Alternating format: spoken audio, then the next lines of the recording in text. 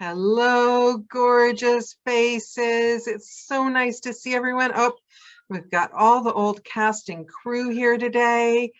Jonathan! Hello, everyone. It's nice to see you guys. I see Sean, Jonathan, and Leslie on my screen. Here we go. Here we go. Okay, everyone, we have Anne Richardson here, and we're going to find out all about her childhood, her dark nights of the soul. 10-year-old Anne, what were you doing? What were you thinking? What did you want to be when you grew up? Were you happy? Were you mad at the world? Were you protesting? Tell us about 10-year-old Anne. Wow, you picked a tough year right out of the chute. We can go to 9 or 11. Let's start back, closer to like 7, and then I'll get to 10. But when I was 7, I had the most idyllic childhood. I was riding my paint pony all around the countryside. I had not a care in the world, such a daydreamer. I had some good friends. I just really had a lovely farm life growing up. And wait, it was an actual pony? Yes. A real I thought you were that was like a child's game. You had a pony? I grew up on horseback, yes. Wow. Yeah, she was ancient. Her name was Cricket. She was an Indian pony. We bought her from a church youth camp. She was mean. But did she love you? Did she love you? No, she did not love me. She tolerated me. I loved her, but she didn't love me. And you weren't afraid to I'm terrified of getting on a horse. They tried to put me on once and I'm afraid I had a meltdown. Were you not afraid of falling? The thing they don't tell you about horses is they're really high up. Yeah, and it hurts. The taller they are, the harder you fall. And Cricket had a mean streak. She would look for every low-hanging branch and go right under it to scrape us off. And if she got to running, she didn't like to run, so she would buck us off. She taught me to be a very good rider. I was too small to lift a saddle, so I rode her bareback. And she was just ornery. I loved her to pieces, and she taught me so much. Were your parents not scared for you to because in all the books, people die falling off that horse. I know. I'm glad I didn't know that then. Okay, so what did you want to be when you grew up? Or it sounds like you were just in the moment, not even thinking about that. I'm very much a daydreamer. And at that point in time, I did not plan ahead. And so I was just busy enjoying every single day. It really was remarkable when I look back at it.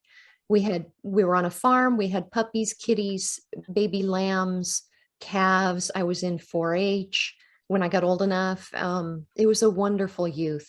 I had friends, but I very much preferred to be with my horse or with the animals or just out in nature.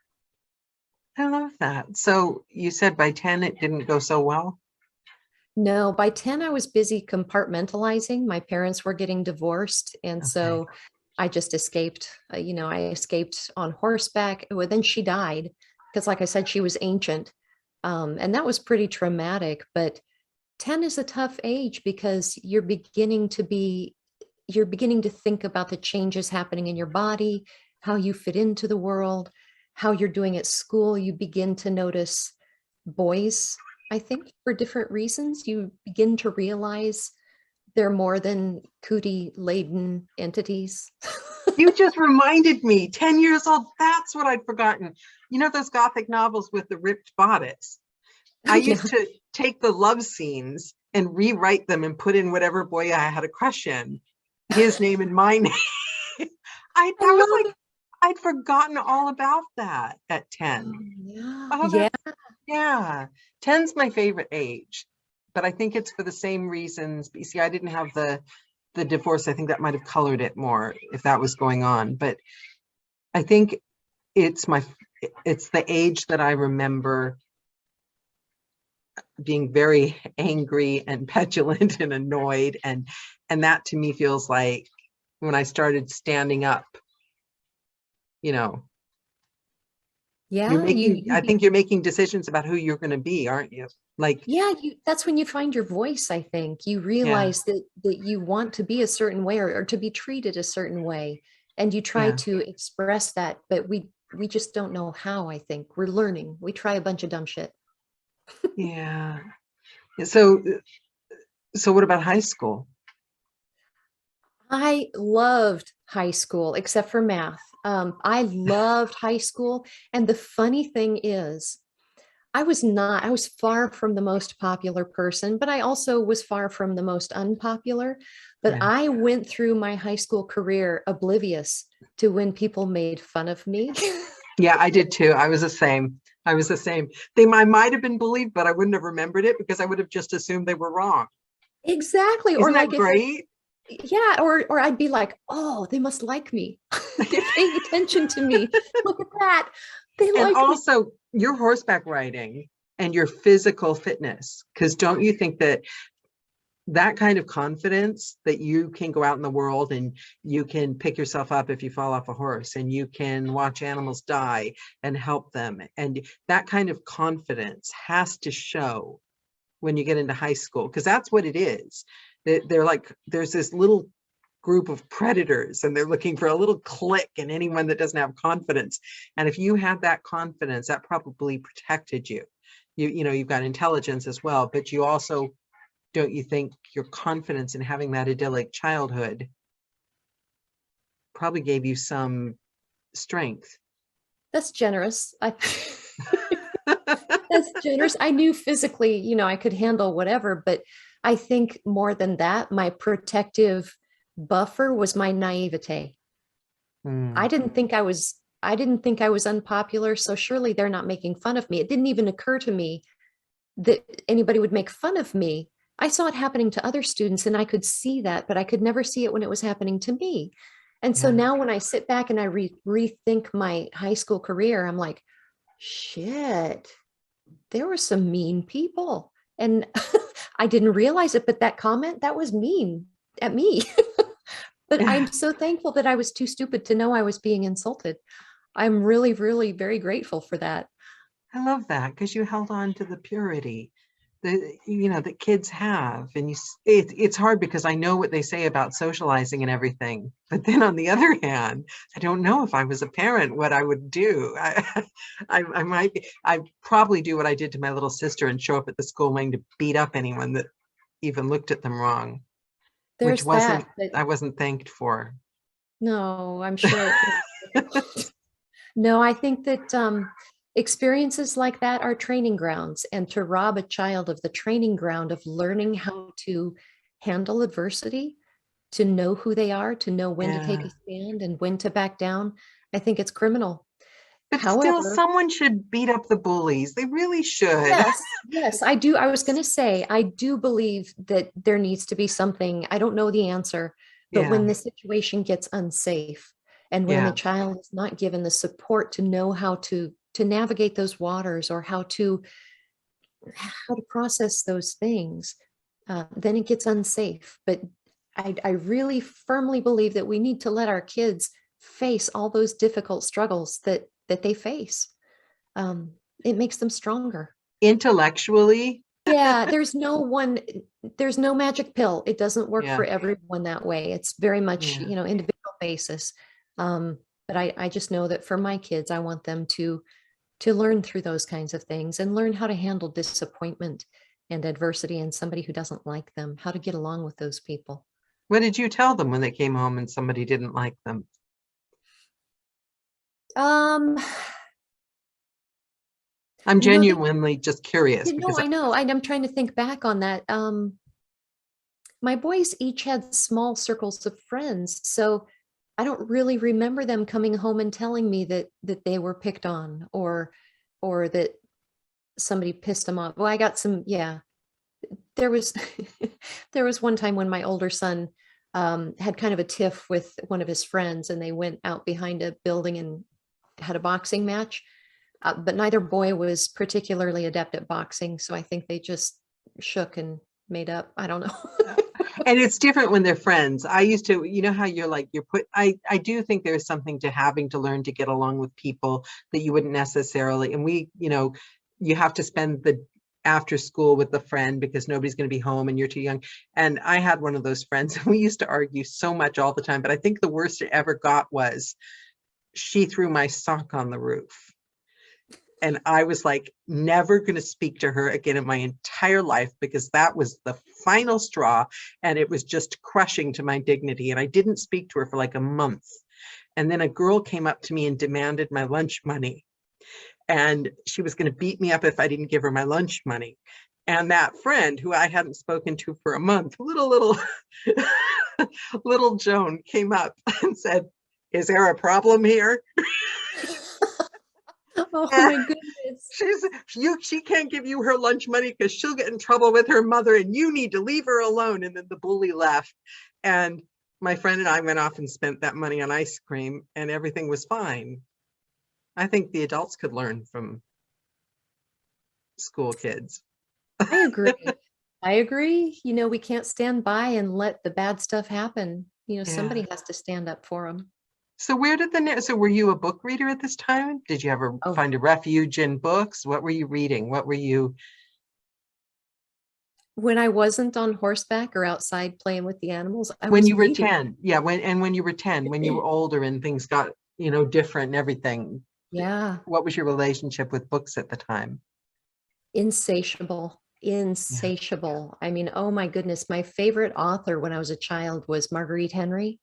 She wrote Stormy of Chincoteague and Misty, Stormy's Foal and all, or whatever. Anyway, love that. And then my mom took us to a garage sale once, and for 25 cents, I got a grocery bag, brown paper bag full of Harlequin romances. You know, the purple covers. That should have been a warning. Talk about rewriting the scenes. Wow, did I really read Heaving Bosom? I didn't even have bosoms. I mean, I was flatland, Nebraska all the way. I love those Heaving Bosom books. I learned so much about life from those Heaving Bosom books. My friend's mother had a lot of them. And so, yes. And then I moved on to sci-fi after that. I loved Anne McCaffrey and who wrote, there was another guy, I can't remember his name. Anyway, I really loved sci-fi. I've outgrown my love of sci-fi because I have to pronounce stuff now for a living. I like modern sci-fi. I think there's a difference. The modern sci-fi, not the game lit, but like Twilight Zone sci-fi. Oh, yeah. I wish they would like name a genre with that, like, the time travel, Twilight Zone, normal American guy finds himself in completely unusual situation, Twilight Zone sci-fi. Mm-hmm. But there's no name for that, is there? And there's no weird words required. And it's my favorite thing to watch. But it's just, I like that too. I like that old stuff. I'm old. I think I was born too late. I love big band music and I love cowboy shows, Bonanza, The Virginian, all those. I just love the old timey stuff. Late night TV watching. Yeah. The TV generation. You can't beat the TV generation. No, where you had to get up and change the channel. Or have your little sister hold the antenna in the same exact position for 30 minutes so that the fuzz doesn't. with the wire hanger. She's not allowed to move. No. And if she doesn't move, you'll let her sit in your room for an hour and read your magazines by herself. Something. Or just leave me alone. Oh, Barbara says she was the one holding the antenna. Sorry, Barbara. That would have been me too. So, okay, so you have this childhood and everything, and you're a daydreamer. Was there ever a career besides narrating that you felt yourself drawn to or pushed toward? Or did you just live day by day and end up doing something in school? For a little while, I really wanted to be a veterinarian. I was going to say, it seems weird that you aren't, to be honest. I have worked at a vet clinic, but when I figured out how much chemistry and math was involved, it just wasn't for me. And don't get me wrong, I can balance a checkbook and I can figure percentage. I'm not totally illiterate, but I don't like math. I like other things much, much better. And so when I realized that It took that much math and chemistry. I abandoned that. My dream was to grow up and live on a farm and run a rehab facility for animals, because a lot of times veterinarians send their pets home with medicine or fluids or injections. And a lot of the owners don't really want to do that, or maybe they go on vacation and the animal still needs treatment. I wanted to run a at-home rehab ranch where people brought their animals to be recuperated and treated I and love given that. medicines and stuff. And I have like 3 different novels outlined in my computer, and one of them centers around that kind of a situation. You've written them. They're in the works. Oh, I love this. They're outlined. They're not I written. love this. So, I love that. And you could still open the rehab thing. I've got this picture of you now with the rehab thing, writing part of the day, narrating the other part, having cappuccinos on the balcony, the other part. Oh yeah, I love this picture you're painting, Daniela. Keep going. So you didn't become a veterinarian. So then what are you thinking? What, I'm going to work towards something. I'm going to. Yeah, I was pretty nebulous. I grew up in the rural part of Nebraska outside of Omaha. And so I think when I was a kid, we were just beginning to think that we could go off to college. It was the late 80s, and geographically, there was not a lot of far-reaching ambition, I think. There was some, but a lot of people stayed around home, which I now love the thought of staying in your hometown. But I vacillated from, I wanted to be an airline attendant, a few other things. And then I settled on broadcast journalism. I was going to knock Diane Sawyer off her pedestal. I was going to be the next best thing. And so I applied to college. I got accepted in the broadcast journalism program. And it was at the University of Nebraska-Lincoln. Became a corn husker. I always was. You're born a corn husker. You don't just become one. You just take on the crown at a certain age. You're just born into it. Yes. So I went there and I started the broadcast journalism program. And the more I got into it, the less I liked it, because I began to realize the penny dropped. You have to be an ambulance chaser. You have to go into the studio at 3 a.m. You get the shit work, you get the bad shifts, you have to work your way up the ladder. And it was not in my personality to do that. I could not see capitalizing on someone's catastrophe for a news story. I just couldn't do it. And it worked out great, because right around the time the penny dropped, I met a boy who has been my husband for 34 years now. Oh, I love a little romance. Oh, there was a lot. Where did you meet? Where did you meet? I love a little romance. It's. We were in the same dorm. He was in the day I checked in as a freshman in college. He was working at the front desk, and it's their job to give you your keys and sign the agreement and make sure you know where to go and the rules and stuff. And so here's me with my fish tank, and my mom behind me with I don't know what she had. Her arms were full also. And I set the fish tank on the counter, and I looked at this man behind the counter, and I was like, Really? So it was instant. You liked him instantly, like in the books. Oh my gosh, that's all she wrote. And in fact, I was barely had the wherewithal to fill out the forms and get my fish tank again and turn around and leave the office. And I said to my mom, when we got outside the office, I said, if they all look like this in college, I'm not coming home. Oh my goodness, it hit me hard. But I never thought he was a senior. Love at first sight, actually. For me. What about for him? Did you ask him later what his first impression was?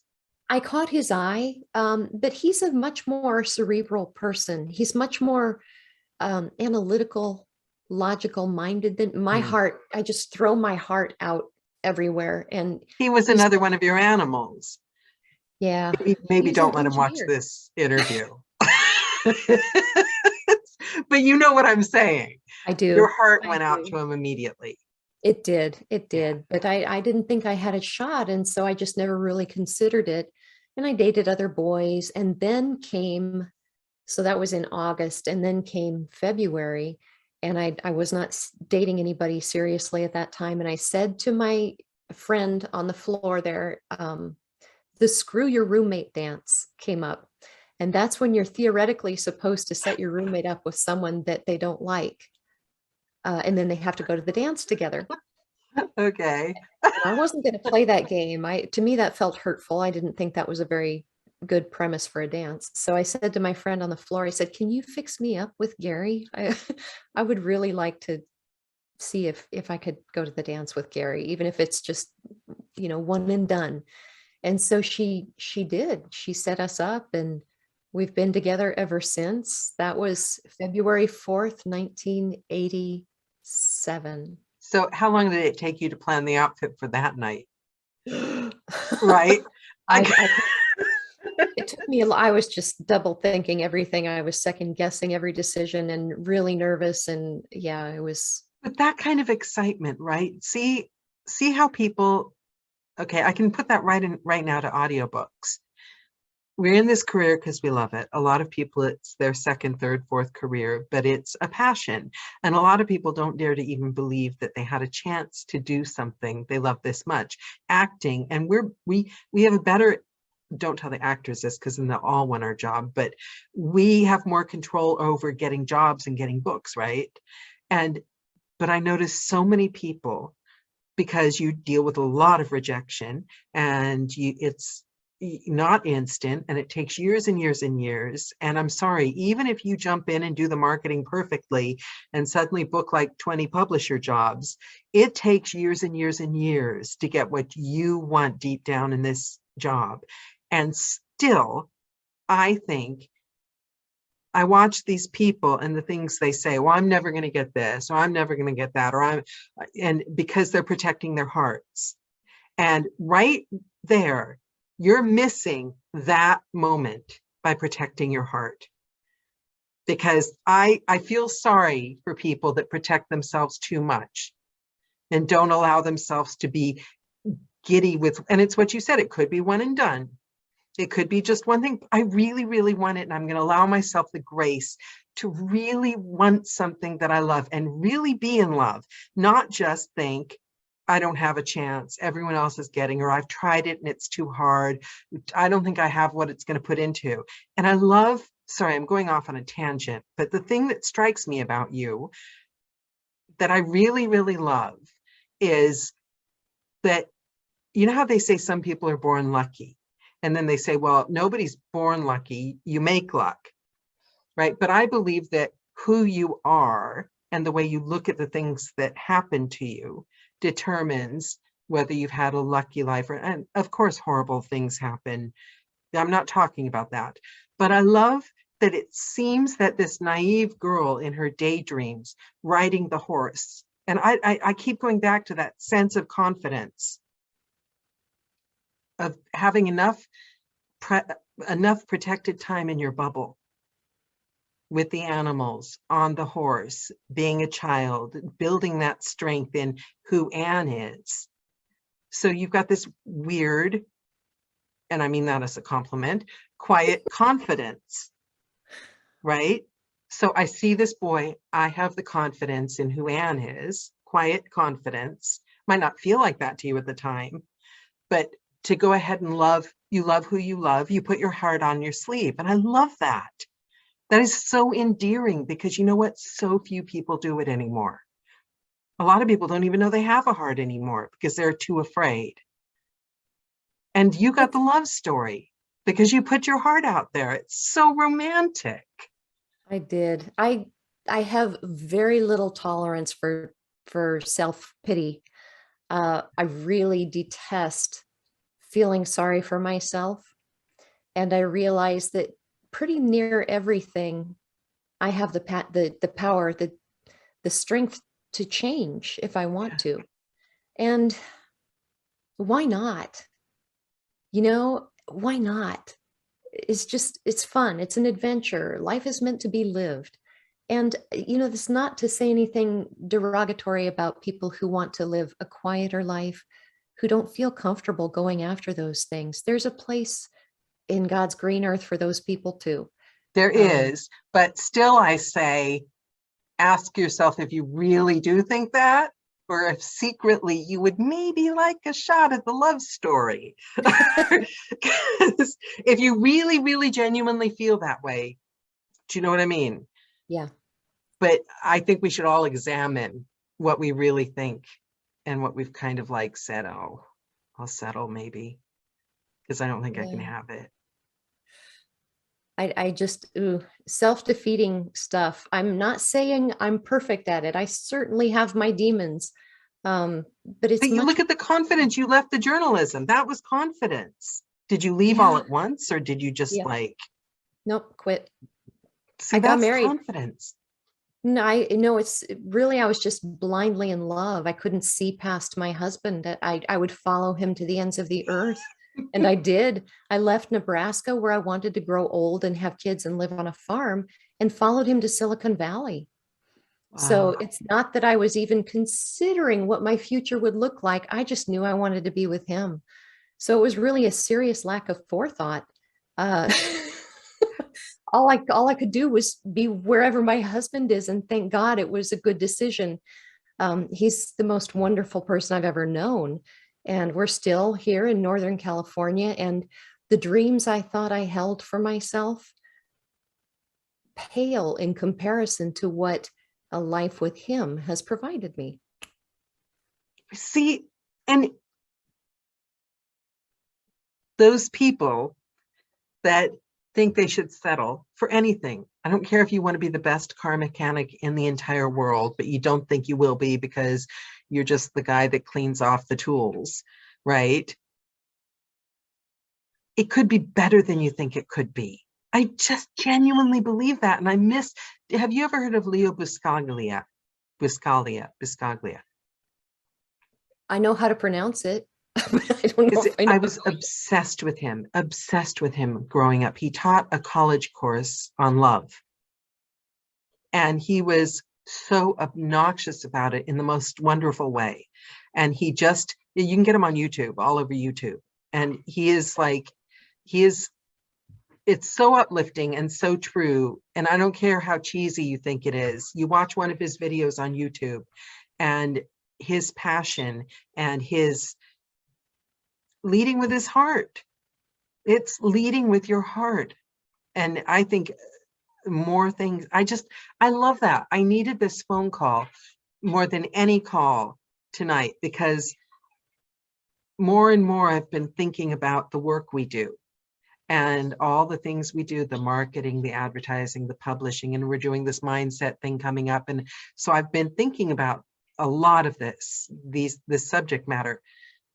And it comes down to finding the love in the moment, finding the heart in the moment. And it's so easy to laugh that off during the day, on a deadline.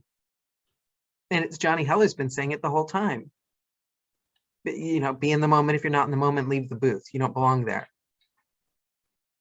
Yeah, it's hard though. I mean, you need muscle memory. I like to say, Leslie knows this, you have wagon ruts that the way you were raised, and being from Nebraska, the prairie state, or the, Great Plains, those covered wagons followed the same trail, and those wagon ruts got really deep. And that's equivalent to how we were raised and how we grew up. Those wagon ruts are so deep, and it's really hard to climb out of those. But to find the love in the moment that you're talking about involves, if you're not used to it, physically pulling yourself up out of those wagon ruts and backing up and saying, for me, this is how it applies to me, is that when I'm in the middle of a really difficult book and it feels like I'm slogging through mud, I take a step back, I get out of the booth, and it's like, wait a minute, I asked for this.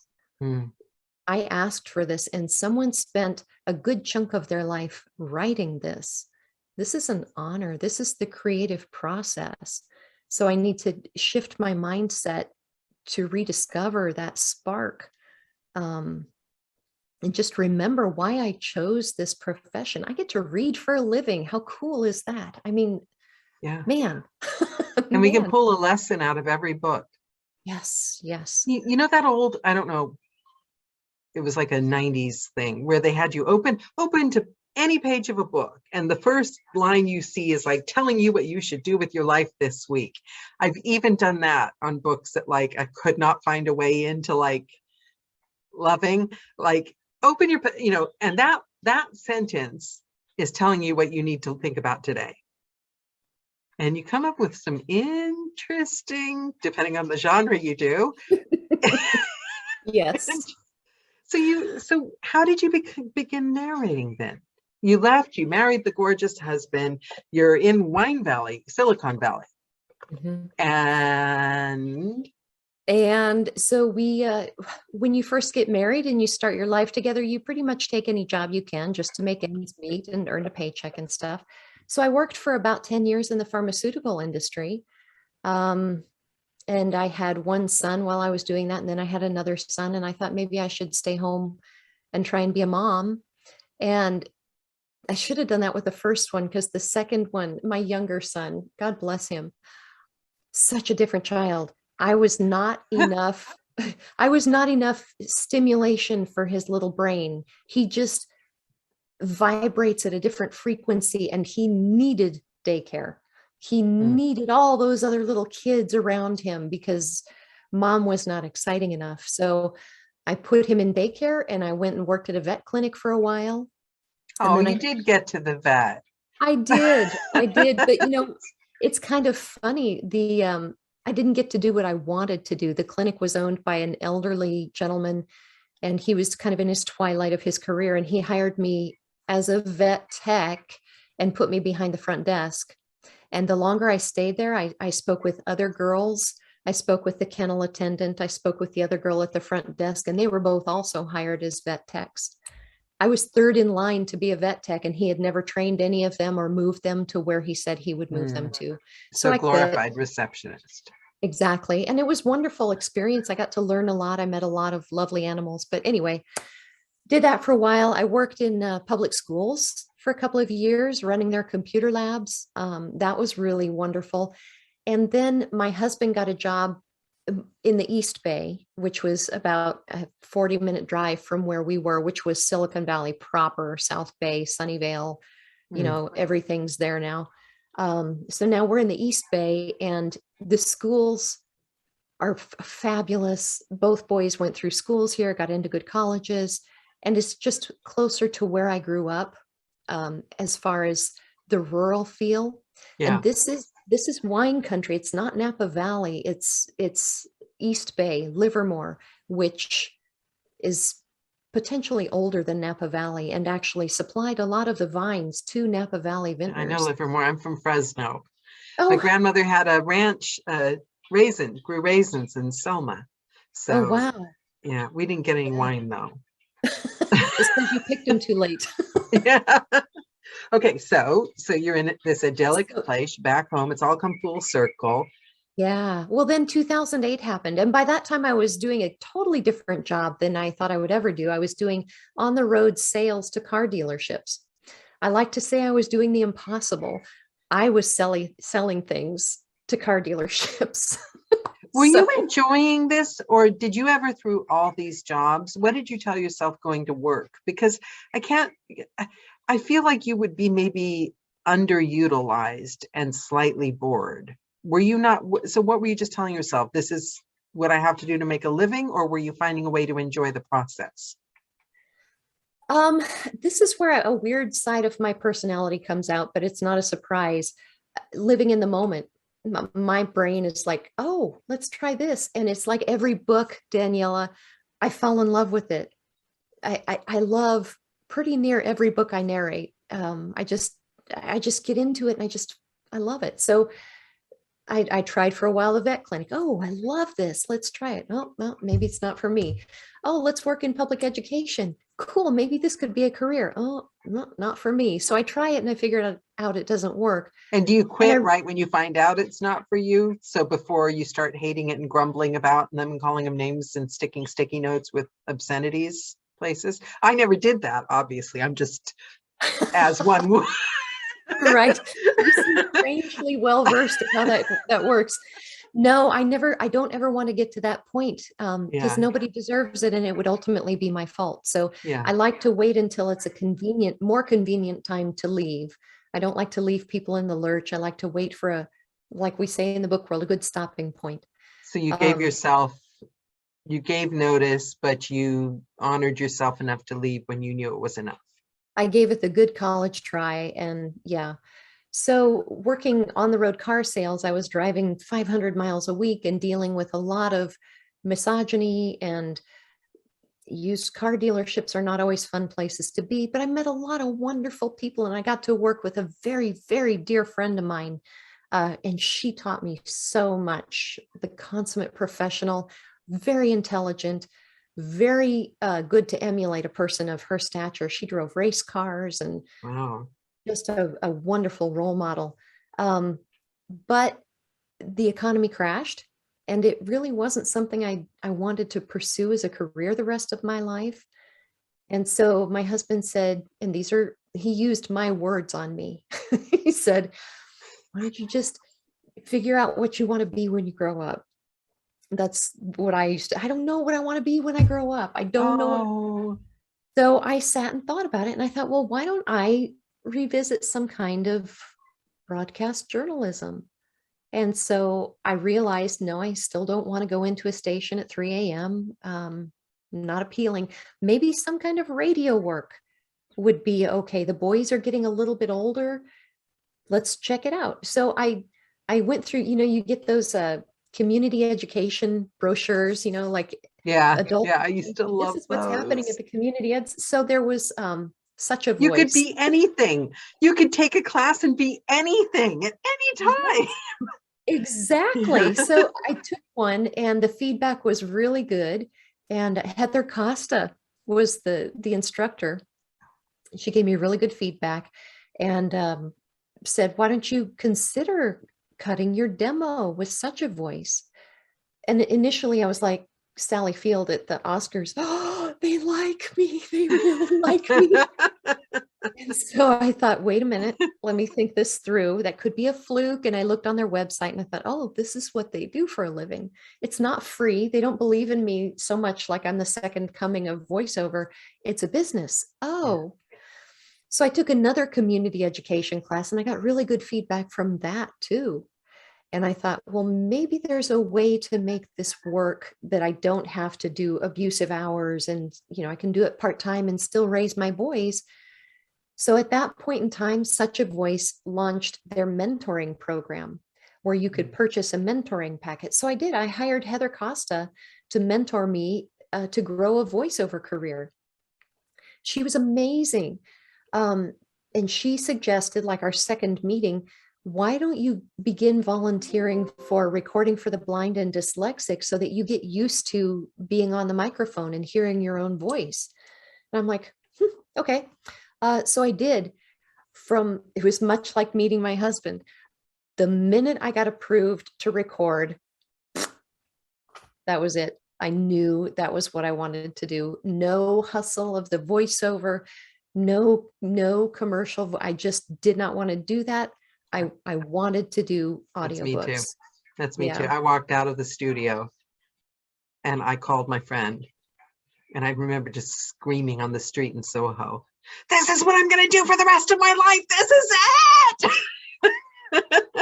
It's fun, isn't it? You get Yeah. the click, and in the back of my mind, I'm like, oh shit, I hope this sticks.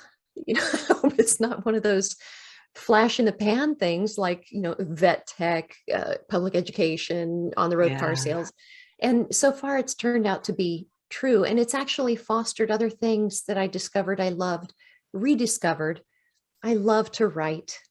I really love to write. And someone who's encouraged me to write more than anybody else, I see her name on the screen. It's Karen Cummins. Yeah, I had a feeling you were going to say Karen.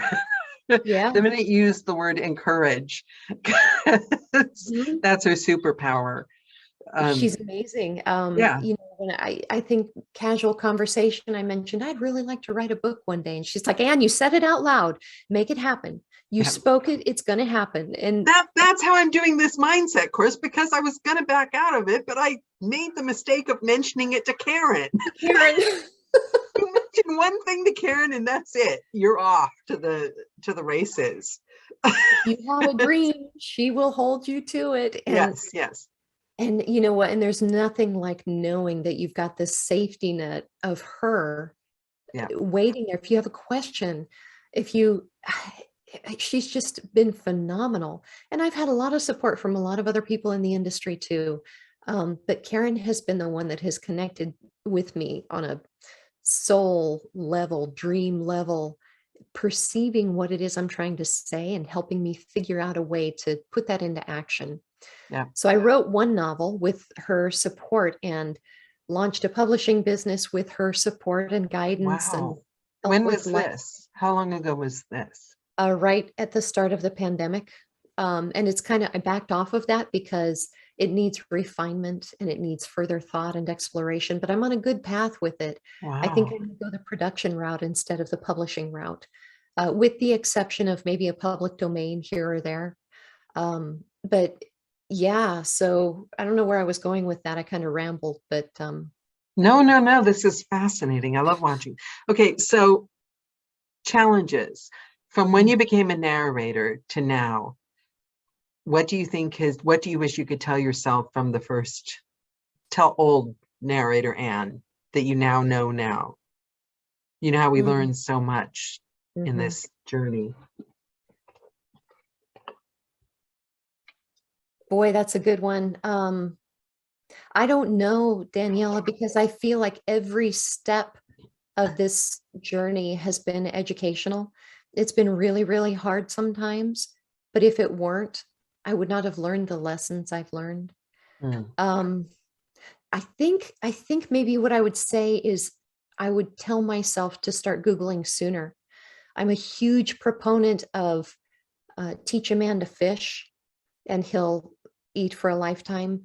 I really, this is going to make me sound like a bitch probably. I really have a lot of disrespect for people who expect to have their career spoon fed to them. You have to show me that you have the initiative to do the research, be curious. Google. That's why we do quirky questions on here.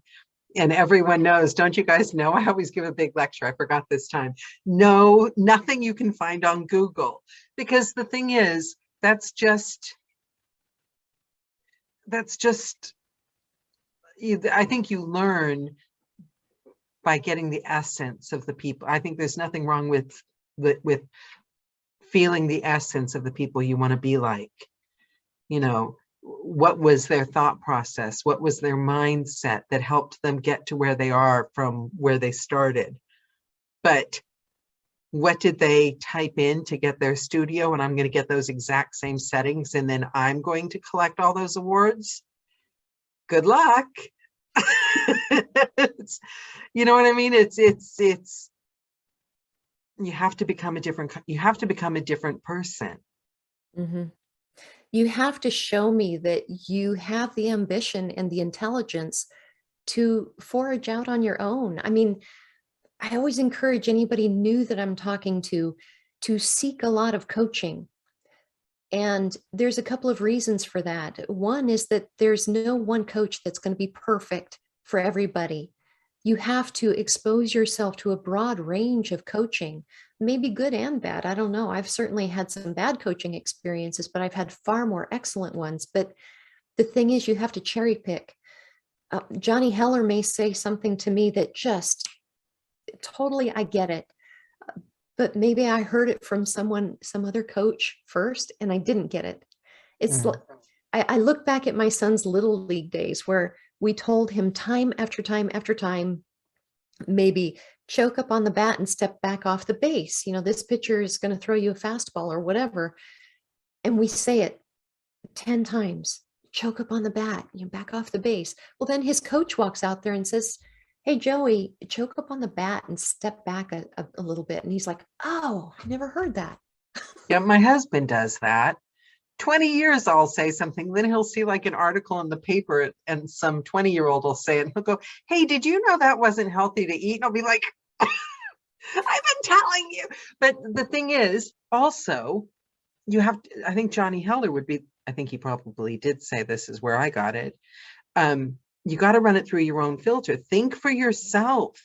I mean, in the beginning, yes, of course, you absorb everything you can get, but then there has to be a point where you become in charge.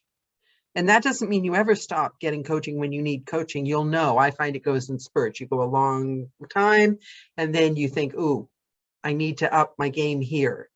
I've got a block here. And then at that point, you kind of know what your quest, you go to a coach with a specific thing you need help with, and you know how to find the coach that can help with that.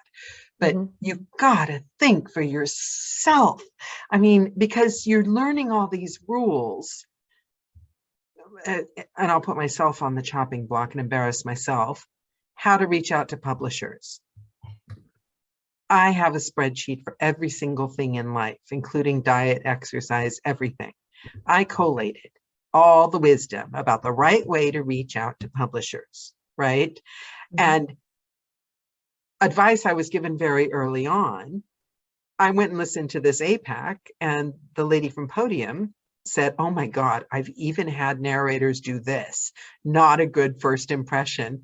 And it was specifically what I had been advised to do and had been doing. It had worked for other people, but obviously, if I didn't know Johnny Heller before then, I'd be cringing with like, oh, I'm a horrible human being. But the times it goes wrong are the times that I try to follow the rules, because there's someone else's rules, right? You gotta, but some people, they're just like, that's all they want. They want someone to hand them the rules. It's like people that want you to hand them a diet and tell them exactly what to eat. And that's what this is not, I think of coaches are like buoys in the ocean. You still have to swim yourself, but we're just here for course correction. We're here as a resource. And, I have been blessed with some wonderful, wonderful students that get it.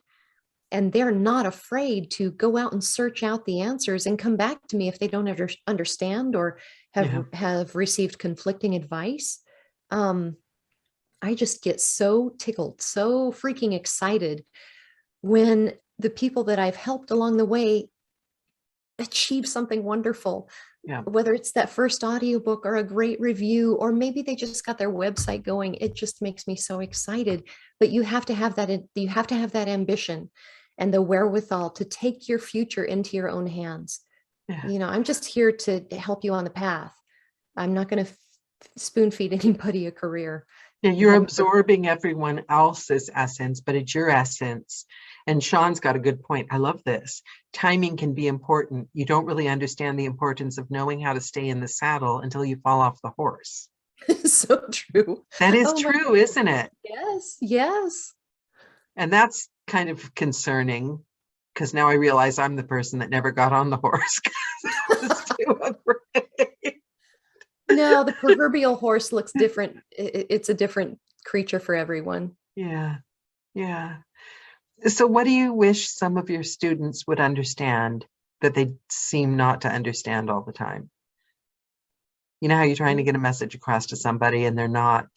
What's the most common perception you see that maybe people newer to the business have that you wish they understood was different in reality? Pretty much what we just talked about. You have to have ambition and determination, and that will to conquer and to understand that there are certain aspects of this job that, no, they may not be fun. You may not want to sit and spend hour after hour looking up Old Norse pronunciations, but it's part of the job. Unless you're financially well enough off to have somebody do that for you, which is perfectly acceptable. But there's a lot more. It's that meme about the iceberg in the water. Narration is just this little part you see above the water, but there's like this much down below. It's the business. This is a business. There's a lot of stuff that you do before you ever step foot in the booth. And that's about it. I love that. I do. Okay, so you're doing this, right? It's weird because I think you're the first person I've ever met that I just keep thinking quiet self-confidence. I'd always heard that term, but I'm not a quiet self-confident person, so I always just thought, yeah, right, whatever. But I don't really, if they're quiet, they're obviously not that confident, but you exude quiet self-confidence. I think it's very cool. I'm not capable of showing it myself because there's no quiet in me, but I do think that that's an amazing example because you hear all over APAC and all over the audiobook world, people refer to, I know they're different things, but they refer to themselves as introverts. And I know so many people that feel that because they're not the more, I don't even know if this is a bad word anymore, being in the UK, but they feel that they're not ballsy enough to get the awards and put their head above the parapet. But I would point to Anne Richardson as you don't have to be obnoxiously over the top and shouting your own worth all the time. You can just quietly be determined to get what you love, fall in love with the guy at the front desk and make him your husband. I love that. I am flattered. I don't think of myself in that. I feel like I'm Lucille Ball. I love that. That's how I've lived my life. I feel like I've been the seat of my pants, but not afraid to goof up. I don't have a huge ego in most aspects, but I don't feel of myself that I'm how you're describing me. So it fascinates me to hear this, and I'm very appreciative. Thank you so much for that glowing evaluation. I love it. And it's the same thing in different words. The flying by the seat of my pants is the confidence. I'm going to jump in and do what I want to do because I love it so much and I'm going to make it work. And then the not having the ego is the quiet. And I don't need to show it. I'm just going to do it. And I love that. Thank you so much. Oh my goodness. Thank you. Yeah, I love that. I love that. It's not something, I'm not fooling anyone. I can't aspire to those traits, but I can really respect them in someone else because in the long run, everyone respects you. Do you know what I mean? Because you deliver the goods, you know your business, you're not messing around, because knowing what we know about Anne, you would quit if you weren't, fitting in and doing it. And what do you like the most about the job now? What's the thing that makes your heart beat? There's two things. There are two things to get my grammar right. There are two things, subject verb agreement. One is that I get some of the best books. Oh my goodness. I get some of the best books. I like I told you, I fall in love with almost all of them, but I really do get some fantastic books. Second, a very close second, are the relationships. Yeah. Oh my goodness. I have met the most lovely people. Casting directors have and learn from them as well, huh? And learn from them and do people. And here's the fun thing. This gets my motor running like nothing. It's when people believe in me enough to push me to do something that I wouldn't do. Like Andy Arndt. She approached me about narrator.life and said, I know you've got a launching program.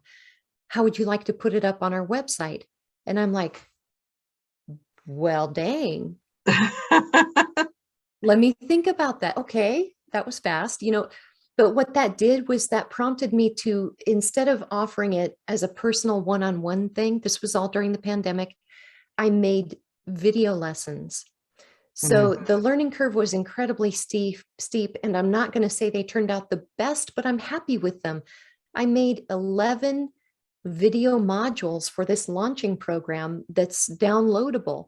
And the reason I get so excited about this, I know this sounds like an infomercial. I don't mean it to sound that way. No. And even if it were, if I have a guest on the show because I believe in that guest, of course I want people to see their stuff and have their coaching. I would do it myself. I'm not going to have somebody on the show. You know what I mean? It's from the heart. It's sharing something that you think is of value, and your course and your coaching is of value. It's of proven value. Everyone loves it. Of course, it's going to be in the about section. It's going to be linked everywhere. And the funny part is that embarrasses the hell out of half the guests. Well, it's not what I set out to. It's not. Thank you for all that. My point in bringing that up is not like, look what I created. It's that someone believed in me enough to think I could do this. And also, so it caused, look what you created. And I know. And so usually right what there I do is what I was saying about like being in love and letting yourself love it. Look what you created. Wow. I did it. She believed in me. She asked me to do it, and I did it. And I'm more excited that I did the thing than I am for the thing I did. The reasons I love it for students is that you can do it in your pajamas anytime you want to. You can go back and rewind and rewatch it. You get the handouts. I mean, I guide people away from one-on-one coaching with me to go to narrator.life because I feel it's a better value. I'm super happy to do one-on-one coaching for beginners, but this downloadable thing, it's a good thing. Just because it's freaking, I'll monitor my language, freaking packed with details. Everything that I could think of went into these programs. And so it's exhaustive. And you see that kind of enthusiasm and passion. That is the opposite of selling. That is the opposite. I do want to stop because I want to address one thing. David said something, and I want to make sure something I said earlier wasn't taken the wrong way. Somebody said, my revelation has been that the modest goals I have in narrating audiobooks require the same amount of work and determination as is needed by narrators who are aiming for more. And I really, really want to go back to what I said about if you say you don't want much or you don't want this, question yourself and push yourself.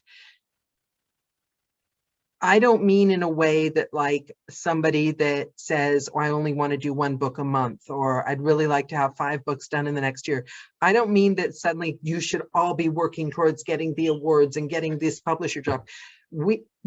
I mean that if you say you want to do 1 book, but deep down, you'd secretly love to do 5 books this year, then push yourself and question yourself and have the honesty to look yourself in the mirror, because make sure that because whatever we're happy with, make sure you really are happy with it. But if you're really happy with 1 book a year, then I love and honor your 1 book. And it is just as important and just as brilliant and just as an accomplishment as somebody that's done 700 books. It's just like, to me, it's not the outcome or the number produced.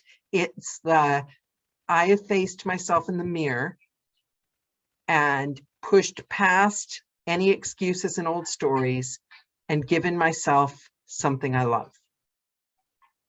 I agree. Right? And I tell a lot of new people, this is what you make it. It is what you need it to be. When I started, I did not aspire to do a book and a half a week. I had kids. So other people that started around the same time that I did have exponentially more books on Audible than I do, but mine was by design. I made it what I needed it to be. And I'm right there with you, Daniela. You know, if your goal is 1 book a month or 1 book a year, just ask yourself, where would you like to be in 5 years? Or what is your secret wish if you knew you couldn't fail? Yep. And then maybe think about working on that. But I agree, you know, there's no need to aspire to someone else's goals. And Ann Flosnick put it all in perspective for me. When I was like, well, I was told to put the number of books I've done. So I led with it. The number changed, not as fast as I wanted it to, but Daniela Acitelli, 165 audiobooks, go to the doctor. Daniela Acitelli, 165 plus audiobooks. And then Anne was like, why would I do that? She's like, I don't have no idea how many books I have, because after a few years, they all fall off anyway. And I'm like, Oh, so if I'm a real veteran, I'll have so many books, I can't keep track. You know what I mean? She quit. Mhm. I never ever said it again after that. It was like, wow, yeah, that's audiobook royalty right there. Well, it is, but on the Yeah, other hand, it doesn't have to be a number. yeah. It Yeah. could be I did one audiobook and my writer cried, or I did one audiobook and my mom cried, or I did Mhm. one audiobook and I cried. You know, Yeah. the It is point what you is like want to be. chasing the dream. Yeah. That's the point. Yeah. And also, I did 600 15-minute audiobooks, or I did 5 17-hour fantasy books with 59 characters. You know, not every book is equal. Jonathan, what genre do you narrate mainly, Anne? I've been meaning to find that out. Um, I do a lot of nonfiction. I mean, I really do a lot of nonfiction, but then I do a lot of fiction too. But it seems to me that I do more nonfiction than fiction. I do spiritual texts, um, which can be dicey. I don't always agree wholeheartedly with what I narrate, but um, it's not bad. Some of my favorites have been books about crystals. Oh my goodness. I I just got so bought excited. one. Did you? I Oh, you're tourmaline. Yes, we're Yeah. oh, look, Yeah, that's it's mine. cool. It's actually really, I only really bought it because I thought it made me look like a rock chick. But do you think they really work? Yeah? Yes. Well, here's the thing. As I show you my bowl full of crystals, Oh, cool. Very cool. I like them, number one, because they're pretty. And yes, I think there is something to crystals. Everything vibrates at a different frequency in the universe. So there is something to crystals.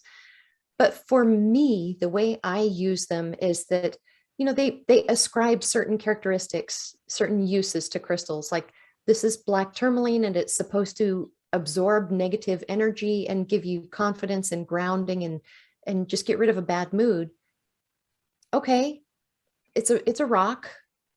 Maybe it works, but for me, it's more that it reminds me to address Hmm. those things. Or like blue lace agate is supposed to be the speaker's stone and give you a calm presence when you're publicly speaking. I don't know if I'm gonna put all that faith in my crystal, but I know it's in me. And the color reminds me that those things are in me. So So like I me kind and of, my faux fur. yeah, Yeah. yeah. It reminds me that like who I am. Hmm. Yeah, that's why Yeah, my booth is covered with my burlesque stuff. It reminds me of who I am. Yeah, I yeah, love it's in that. I'm all you. for that. Oh, I love that. That's the most convincing argument I've heard for crystals. So, I like that. I love that. Okay, we've got some questions.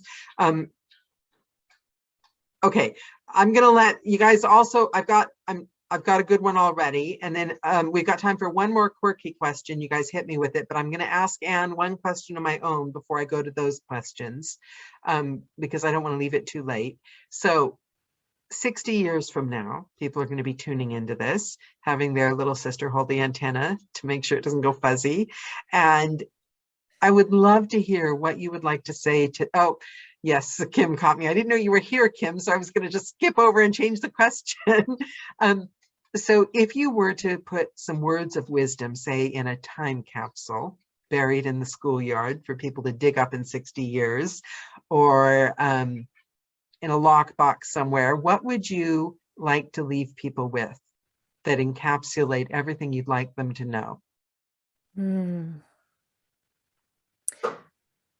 It would have to be written words because I could put crystals in there, but they'd just be rocks. Um, I think the way I like to believe and the way I strive, the things I strive to keep front of mind is that we're all just people. And I firmly believe that, at least for me, I can't speak for anybody else. I feel like we're put here to help each other and to notice when someone needs a hand. Sometimes people don't want help. Try and discern if you can help, and learn to forgive people. Don't be offended. People don't always, it's not always about you, just to be empathetic, try to help people.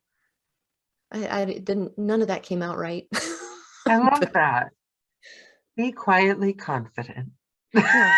Not even that, just to be aware of your fellow man. Yeah, be kind. Be a good citizen, have some empathy, which means not the golden rule. Don't treat people the way you would like to be treated, kind of treat them the way they would like to be treated. How they feel. Oh, that's interesting. I haven't heard it put that way. That's interesting, because we all see the world from our eyes, and we don't stop and think about other people. I mean, it's impossible to always know, because we still default back to, they say that you and I can be having the same conversation and we're still having completely different conversations. We're in completely different worlds. We're seeing completely different things. The world looks different, and I love that. I love that. I mean, you're a writer. That's mana for your craft. The earth is expendable. I wish that humanity, I hope we're still around in 60 years. Take care of nature. It's so arrogant to think that that God put us on the world to dominate and destroy everything. Take care of nature. I did a nonfiction by an environmentalist, a beautiful book about the birds on stopping their bird song, and I literally almost couldn't get out of bed for a week after that book. And it's quite, I think we do have to have a certain level of stories and kind of live in our dreams, or we wouldn't survive, but still be smart about. So let's get to some of these good questions. Karen wants to know, do you have a horse now? She knows you have a picture of you on the saddle in the booth. On the saddle in the booth? Oh no, the picture's in the booth. Oh my goodness. I made a funny video once. I was narrating horseback riding for dummies. And so I made a silly video. I dug my saddle out and I put it in the booth. And anybody who's ever ridden on a saddle knows that leather creaks. So I made this dumb video where I was like narrating. It was like a shift and it would go. And I was like, oh, they'll fix it in post. So you don't have a real horse? Not anymore. When I was, I did manage to hang on to horses until my younger son was 6. And then he was diagnosed with rheumatoid arthritis. And I had a 1-year-old filly at the time. I was breaking and working. And at that time, we didn't know if he was going to continue on this road with his arthritis or if he was going to go into remission with it. So I sold my horse. Haven't had one since. That was about 17 years ago. Someday. You don't think of children getting that. I hope he's been in remission for many years now. So we're hoping that it stays gone. Okay. Now, thank you for that. So that brings us to the next, the quirky question from Barbara. What's the scariest thing that ever happened to you? Oh, Lordy, this can be a lesson. I'll try and make it quick. Because I see we're over an hour, but this can be a lesson to all of y'all. And to me, especially it was. My husband was very upset when I shared this with him. When I was first starting my narrator journey, I joined the APA and they had a mixer down in Hollywood. And I wanted to go to it. I had maybe one book under my belt. And so I went online and I searched for the cheapest hotel I could find because no money was coming in. I booked a room at the cheapest place and I read the reviews. Half were like, whoa, this is a shithole. And the other half were like, oh, it's fine. Yeah. And I got there, I flew down there and I took the shuttle bus to the hotel and it was on Skid Row. And the shuttle bus driver didn't want to let me out. And the other people on the bus looked at me and said, Anne, you really should, because we got to talking. Anne, are you sure you want to stay here? And it's fine. It really literally was on Skid Row. It was the Cecil Hotel, which is notoriously haunted. It was the what? The Cecil Hotel. Oh my God. You stayed at the Cecil Hotel? No. But this is how it got very scary for me. I made my way past the drug addicts and the homeless and the man dragging the life-sized cross down the sidewalk, made my way in, and the shuttle guy said, "I'll wait for you on the sidewalk in case you decide not to stay." And I'm like, red flags are starting to go up, but I'm still thinking, it's okay. So I got my room key. I went up to my room. It was dismal. I mean, it was alarming. I was beginning to grow uneasy. No bathroom in the room. There was to grow uneasy. Very optimistic. You should have been past uneasy at this point. I know. There was a spigot coming out of the wall in the room. So you had, a little bit of water. The window looked right out at another building. All you saw was a brick wall. And I dressed into my cute little cocktail dress. I had a short little cocktail dress and sat on the bed. And I felt like I was in a sanatorium or whatever those are called. It just was really like One Flew Over the Cuckoo's Nest. It was awful. And I had my suitcase and I thought, what have I done? This is a little scary. So I went downstairs because it was time to go to get a cab and go to the mixer. And I thought, I'm going to bring my suitcase with me. And I went, and just on a whim, I went to the gal behind the cage and said, hey, coming back at midnight, if you were me, would you be afraid? And she goes, I said, okay. And I pushed my key under the fence back to her. And I said, I'll pay my bill, but I'm not coming back tonight. Can you call me a shuttle? Can you call me a cab or whatever? And she called one for me. And I stood in the lobby with my cell phone and my short little cocktail dress and my high-heeled shoes. Anyway.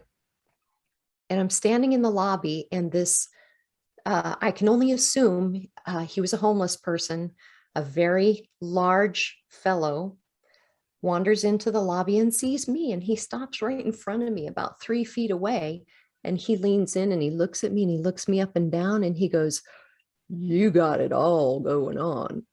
You want to take a ride with me in my drop top Bentley right around the corner? And I was shitting bricks. I was so freaking scared.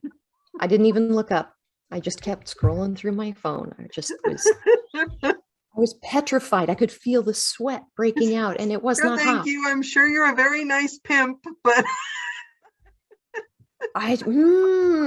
he was, it was scary. It was freaking scary. And then a policeman came in the lobby and saw the man looking at me and standing very close to me, and he shooed the man away. Oh, and then it doesn't get any better from here, Danielle. The shuttle driver came and I got on the shuttle and I sat down and he goes, where to? And I said, I'm traveling alone and I need a better place to stay. Can you take me to another hotel? And then I shut up and said, okay, I'm going to be, they're going to find my body in a ditch in Tijuana. I just told everybody I'm all alone. What the frick? So he's a very nice man. He said, well, I know they just opened up a new hotel on whatever the street was. So here I went from my $65 a night hotel to the W Hotel at $365 a night. Yeah, I was like, pay it. I was damn happy to be there. Yeah. Very happy to be there. And so I went to the mixer and I went back to my hotel room and everything was white and pristine. It was like some kind of dream hotel room. And I made it, it was like a nightclub on the bottom floor and there was a line going down the sidewalk for people to get into the nightclub.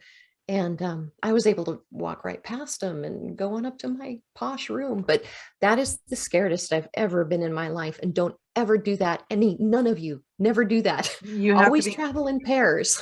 Yeah. And also you have to, because I know when we lived over here, we had to get a hotel. We moved back to LA and it was in Beverly Hills. It was right by Rodeo Drive. It was like, and we're like, it has to be good, but it was like really cheap. But we're like, we're really lucky. It has to be good, right? Long story short, when you lift up the sheets, the mattress was covered with splattered blood, and there was like blood under the bed and going up the walls and up the bathroom. Like they'd covered, like they put the new carpet on and the new mattress and the cover, but they didn't bother. They turned the mattress around with all the splattering, but that amount of blood. Holy cow. You have to be careful. In LA, you have to be careful because you can go from nice neighborhood to bad neighborhood in one step in LA. What a nightmare. Well, like a while after this episode, the big news story came out that a woman disappeared there at the Cecil Hotel, but they found her. One's scary. There's a movie on Netflix about it. Have you seen it? Oh, yes. And my husband was incensed when he realized they found her body in the water tower. He was really, really upset with me when he saw that movie. Yeah, I don't blame him. I'm with the husband there at the Gazette. That is a scary place. It is. That is scary. Like ghost scary. Very much so. So I'm very cautious now when I travel. Everybody has my itinerary. I try and always have a buddy that I room with or travel with. Don't necessarily, it's not feasible to always travel with someone, but always at my destination, I try and room with someone. And Kim just said, I remember 2 serial killers stayed there. I think the Night Stalker stayed there. Yeah. Yeah, I knew Barbara said ghosts aren't as scary as some humans. Oh, guys, don't even get me started. This is my favorite subject. Okay. On that note, we've been all follow your dreams, be quietly confident, and don't get killed by a psycho pimp ghost murderer. Exactly. Be smart. Be Words smart. to the wise. Anne Richardson, it has been a pleasure. I feel like I've known you my entire life, which is really strange, but it's the miracle of social media. But now I do properly know you. And I hope someday you grace us with your presence again. And this has been a wonderful call, and it shall be out in 2 weeks. Thank you so much. And I'll put the link for your course on the About page, you guys. I think they've already been asking, but somebody else shared it, kindly shared it. So we're all set. Thank you. Thank you so much. Thank you. It was so much fun, Daniela. Thank you so much for having me on. And I've got to say, the audience, you guys, thank you to the audience. You guys were in rare form. It was so much fun. They had such great questions tonight. So thank you, everyone. And thank you, Anne. Awesome. Bye. Bye. Bye. Bye.